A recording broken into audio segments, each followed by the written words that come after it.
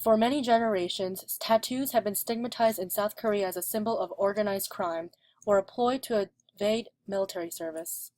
It was only until recently that having a large tattoo would grant rare exemptions from South Korea's mandatory military service, since this reputation that only organized crime members are tattooed.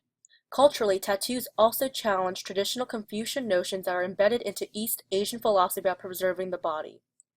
While there is no real agreement on when attitudes began to change in Korea about tattoos, in 2003 a turning point involved football player An Jung-hwan, a national hero following the South Korean team's heroics at the World Cup a year before, when he took off his shirt and revealed a tattoo. After that, there was a frenzy of people searching for places to get tattooed. While tattooing itself is not illegal in South Korea, the law states that it can only be carried out by a licensed medical doctor. However, many people go to illegal underground tattoo parlors and risk getting tattooed by artists who are not licensed. Unfortunately, the growing number of Korean tattoo artists and tattoo enthusiasts are vulnerable to prosecution on the whim of local authorities. Officials say that the law is justified by health considerations, including the risk of hepatitis or HIV infection from improperly sterilized needles. In the United States, there are several health codes and laws concerning tattoos, and while hepatitis is not as prevalent anymore here, South Korea is still an at-risk country. However, there are a growing number of Koreans who claim that in a country that is positively supportive of other forms of body adjustment such as plastic surgery, the old-fashioned attitude about tattoos being taboo needs to change.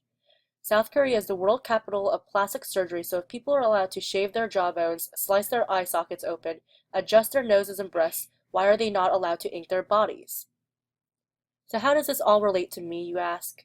Well, earlier this year, my grandfather was told he needed heart surgery. This was a stressful time for me as I thought I was going to lose him, as he has other health problems that were interfering with his heart. My grandfather and grandmother immigrated to the United States when I was born and raised me and my siblings. As tribute to my grandparents, I tattooed their names on my heart the day before my grandfather's surgery. The surgery was successful, and he healed extraordinarily quickly for someone his age. My grandparents were shocked when they first saw it, but they felt so loved that I would do that for them. They said it was only after coming to America that they realized that the times are changing and many young Korean Americans incorporate Korean traditions into their tattoos.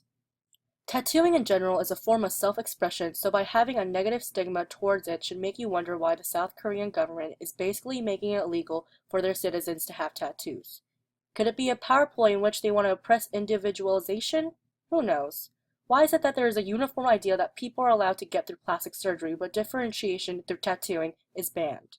I don't know the answer, but we as the future generation of leaders and policymakers should take that into consideration of why it is that uniqueness through tattooing is an issue today in different countries and here in America.